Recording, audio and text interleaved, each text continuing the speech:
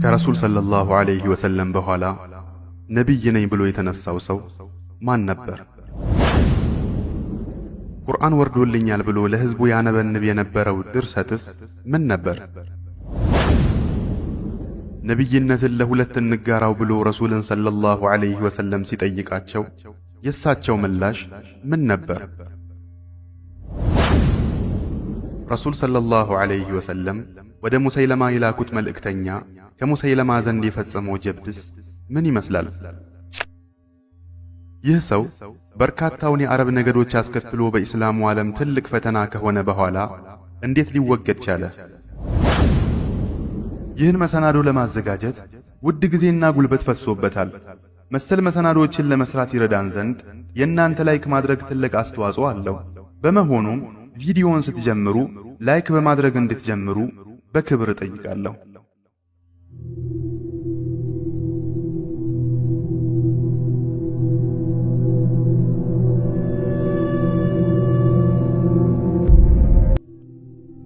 በኢስላማዊ የታሪክ ድርሳናት ውስጥ ሙሰይለመተል ከዛብ በሚል ስያሜ የሚታወቀው ሙሰይለመት ኢብኑ ሐቢብ በሰባተኛው መቶ ክፍለ ዘመን በአረብ ምድር እጅግ አነጋጋሪና አወዛጋቢ ከነበሩ ግለሰቦች መካከል ቀዳሚው ነው።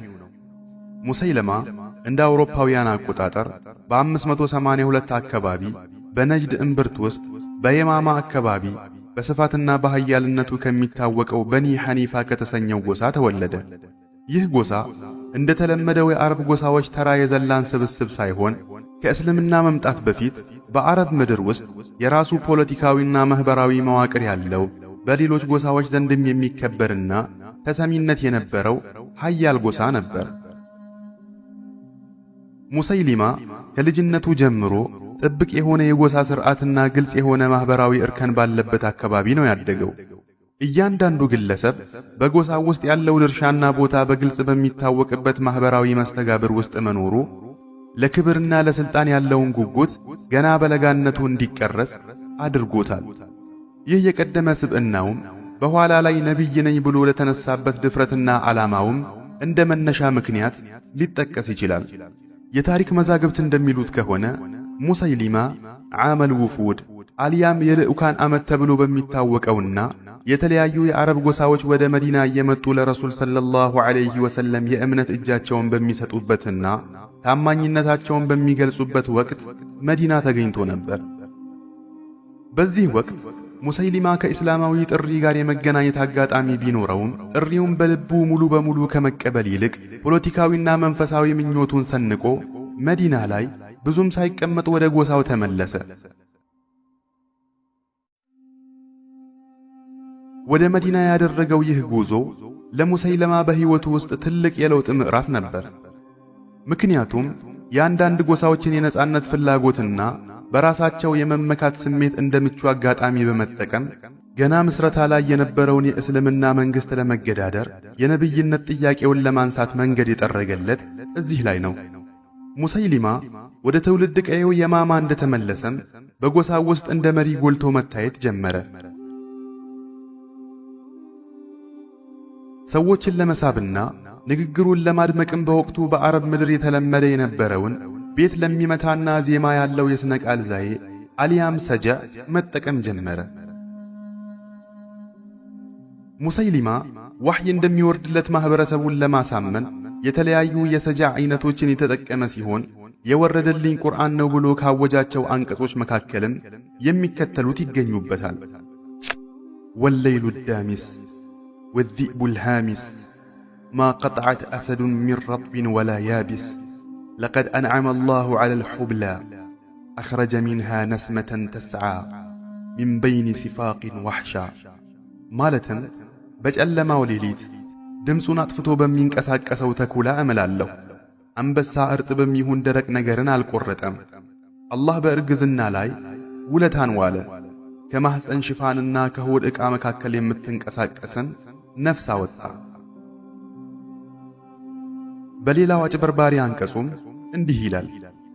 ኢነ በኒ ተሚሚን ቀውሙ ጡህሪን ሊቃህ ላ መክሩሃ ዐለይህም ወላ ኢታዋ ኑጃዊሩሁም ማ ሐይና ቢኢሕሳን ነምነዑሁም ሚን ኩሊ ኢንሳን ፈኢዛ ሚትና ፈአምሩሁም ኢለ ረሕማን ማለትም የበኒ ተሚም ወገኖች ንጹሕና ነፃ የሆኑ ሕዝቦች ናቸው።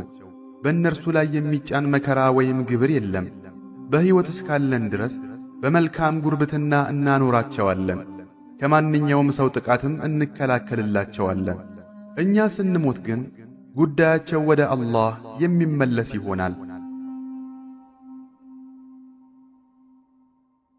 በሌላም አስቂኝ አንቀጹ ሙሰይሊማ እንዲህ ይላል፣ ያ ضفدع بنت ضفدعين نقي كما تنقين للماء تكدرين ولا الشارب تمنعين رأسك في الماء وذنبك في الطين ማለትም አንቺ የሁለት እንቁራሪቶች ልጅ የሆንሽ እንቁራሪት ሆይ የፈለግሽውን ያህል ጩኺ፣ ውሃውን አታደፈርሺም፣ ጠጪውንም አታግጂም።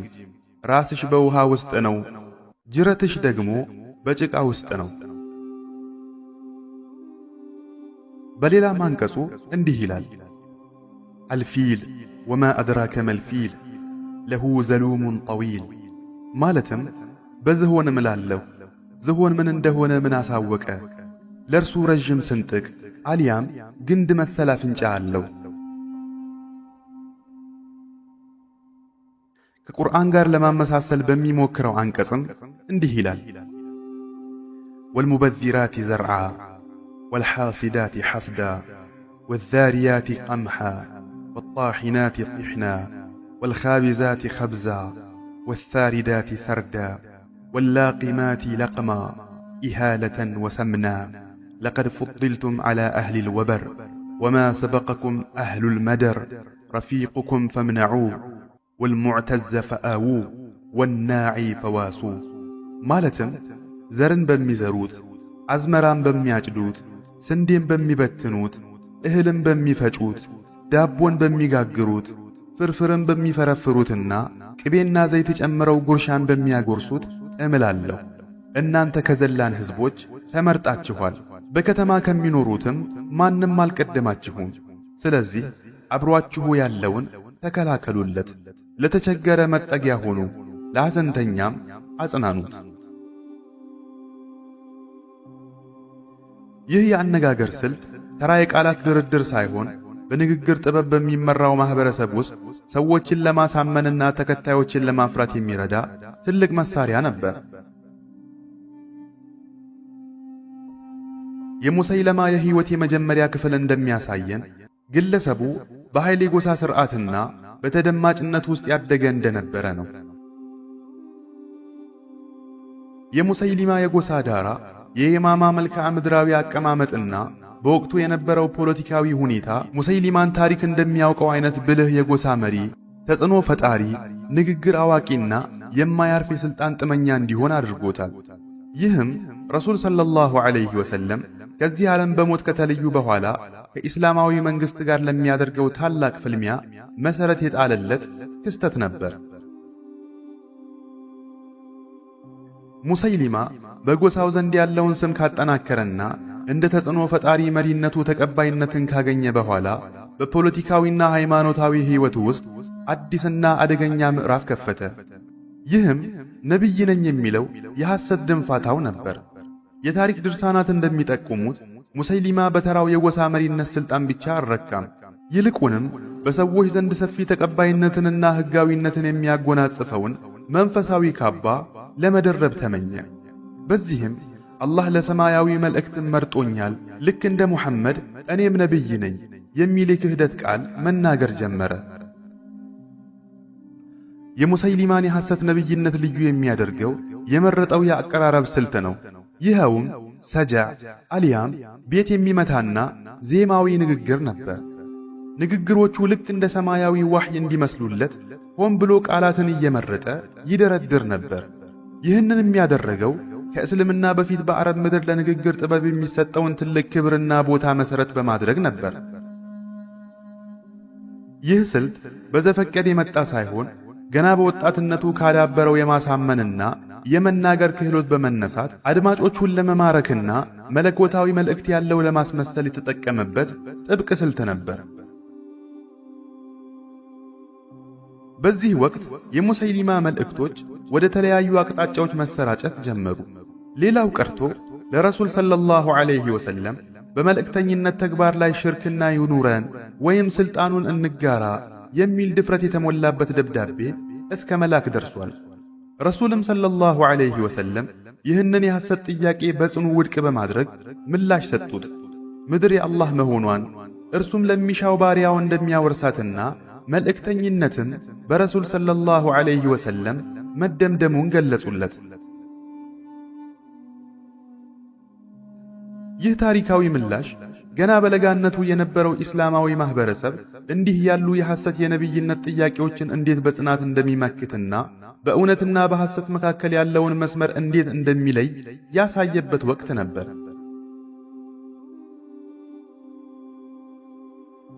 በግል ሕይወቱም ቢሆን ሙሰይሊማ እንደዚሁ የነቢይነት ጥያቄ አንስታ ከነበረችው ሰጃህ ቢንቱል ሐሪት ጋር ትዳር መሰረተ።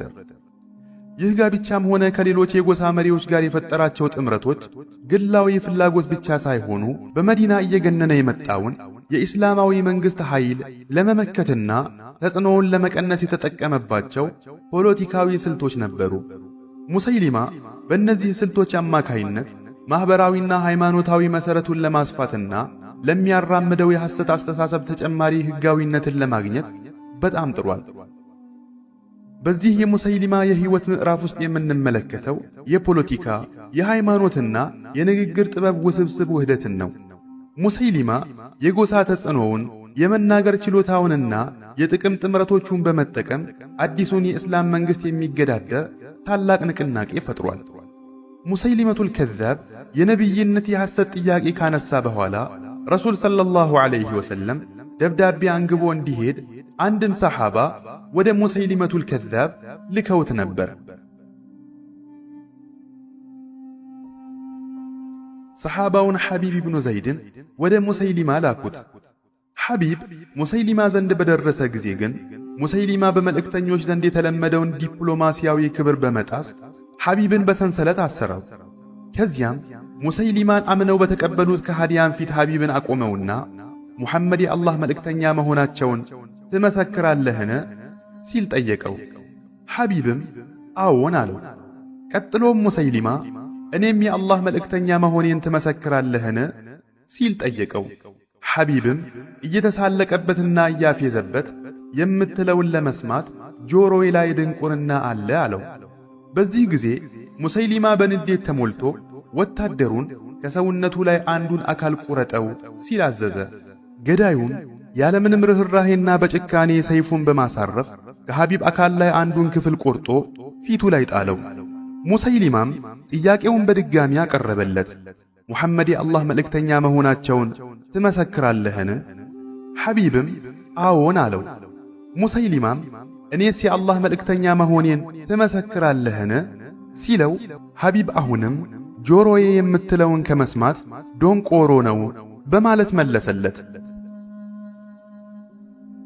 በዚህ ጊዜ ሌላኛውን የአካሉን ክፍል እንዲቆርጡ ታዘዘ። ሙሰይሊማ በዚህ መልኩ የሐቢብ ረዲየላሁ ዐንሁ አካል አንድ በአንድ እየቆረጠ አሰቃየው። ሐቢብ ግን ለምንም ነገር አልተንበረከከም። በእምነቱ ላይ እንደጸና በጌታው መንገድ ላይ የታገሰ ሆኖ አካሉ ለሁለት እስኪሰነጠቅ ድረስ በጽናት ቆየ። ሰሓባው ይህን ሁሉ መከራ የተቀበለው ለአላህ ሲል ነበር።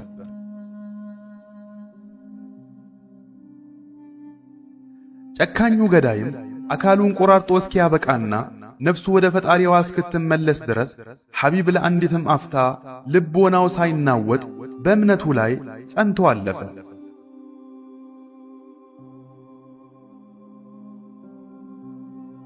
ከዚያም ይህ አሳዛኝ ዜና የሐቢብ እናት ኑሰይባ ዘንድ ደረሰ። ምን ያደረገች ይመስላችኋል? ደነገጠች? ልብሷን ቀደደች? ወይስ ፊቷን መታች? በፍጹም። በአላህ ላይ እምነትና ጥልቅ እርግጠኝነት በሞላበት ልብ ውስጥ እንዲህ ያለ ስሜት ቦታ የለውም። ኑሰይባ እንዲህ አለች፣ ልጄን ለዚህ ቀን ነው ያዘጋጀሁት፣ አጅሩንም ከአላህ ዘንድ እከጅላለሁ።